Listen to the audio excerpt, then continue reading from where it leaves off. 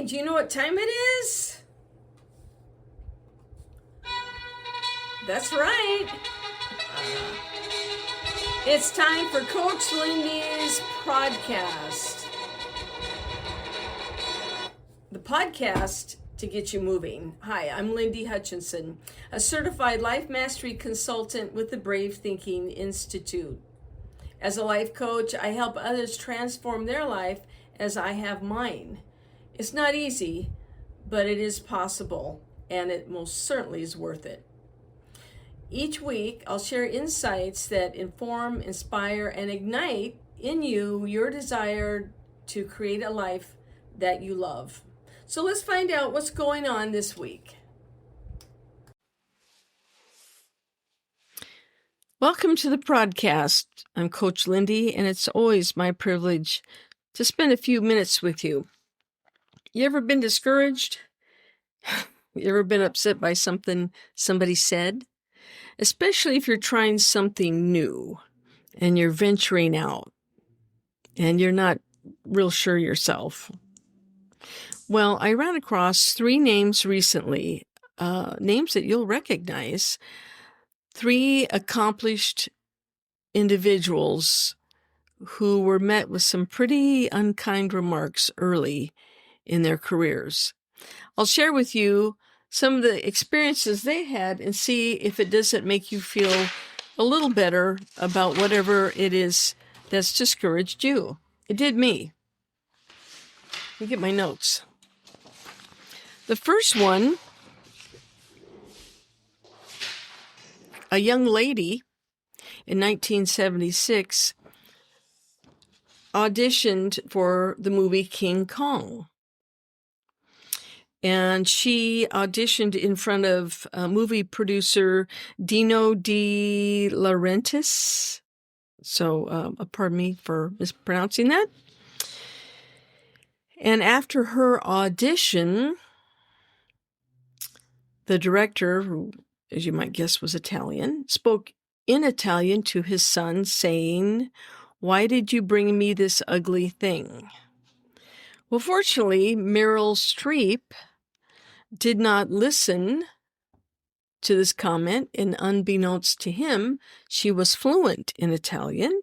She basically said that she is understanding that she's not beautiful enough for this part, and she left. Fortunately for all of us, Meryl Streep refused to ignore such a nasty comment, and of course has had an amazing, illustrious career. So, Meryl Streep, ugly in 1976, did not listen, had an amazing career. Want to do another one? I do. Let's try this one. A young man back in the late 40s and 50s was told by his high school teacher that he did not have an aptitude for singing, which was discouraging because he loved music. He didn't have much money. He did play the guitar, which he was getting better at. But his high school teacher basically said no. Then a few years later at Sun Records, local band leader and musician Eddie Bond rejected his audition and told him not to quit his day job, which was driving a truck. Then he did appear at the Grand Ole Opry. He did an audition there, and management told him in no uncertain terms that his unconventional style would not fit traditional country music. But Elvis Presley, just a few weeks later, after being dismissed from the Grand Ole Opry, appeared on a rival radio program called Louisiana Hayride, and as they say, the rest was history. He not only fit in, but he almost instantly had massive following, and international stardom soon followed that. So, the king, Elvis Presley, told don't sing, drive your truck, ignored it, and went on to become a singing, recording legend. Let's do one more. This group drove 10 hours in a snowstorm for an audition. When they got there, it was in a cold January, and they got there at Decca Records. Studio executive Dick Rowe told their manager Brian Epstein, guitar groups are on their way out. And they ended up signing a local London group. Well, the Beatles refused to be discouraged, and their manager Brian kept going. And ironically, in about a year's time, the world, the earth, experienced something called Beatlemania. And I am sure somewhere at Decca Records, they were kicking themselves because they missed out on a whole bunch of money. So what do we take from that? What can we glean from that? Some of the most famous, legendary people you have ever heard of, seen, listened to, enjoyed their, in this case, the Beatles, Elvis and Merrill, enjoyed their art.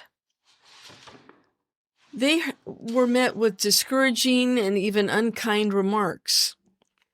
But it was in their heart and it was in their soul, and they moved forward and they achieved amazing results. So what does that mean for you and I? Well, I'll never think of myself as someone who's the equivalent of one of the Beatles, Elvis, or Merrill, but all of us have something to offer. We all have gifts. So if you are trying something new, if you want to be a writer, if you want to open your own bakery, if you want to become a correspondent for a traveling company, if you want to be a microbiologist, whatever it is that you want to do, if you're met with discouraging comments, be polite. I'm not talking about being rude. Be polite. But recognize that this person doesn't know who you are. And at this point, you may not fully know who you are. But if you do meet up with someone who is accomplished at what you're trying to do, listen, they may have some helpful advice. Study it. Look at the people who are already doing what you want to do.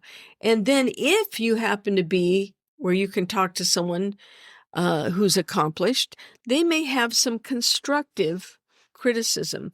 But a real pro, someone who really cares, they're going to encourage you because you never know what that person can do.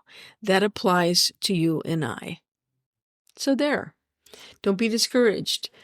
If you got some bad reviews, bad comments, check it out, tweak what you can, improve it, and go forward.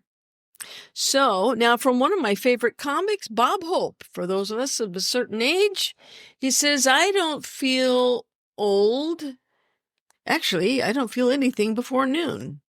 And then it's time for my nap. Thank you, Bob. So I enjoyed spending our time together. And remember, keep building a life that you love because you deserve it. All right? We'll see you next week. Take care. Bye-bye. Hey, thanks for joining me this week. I look forward to being with you every week. And if you'd like to get in touch with me, please email me at coachlindy@lindyhutchinson.com. My name is spelled L-Y-N-D-I, so it's Coach Lindy, L-Y-N-D-I, at Lindy Hutchinson, LYNDYHUTCHINSON.com. I value what your input is, and I'm always open up for suggestions and ideas. If you will like and or subscribe to this podcast, that would be wonderful. I appreciate it. And I enjoy anything that you might want to send in, or if you would like some more information about coaching, send me an email and I will get back with you. And we'll talk about how you can create your best life. Have a good week. We'll see you next time. Thanks. Bye-bye.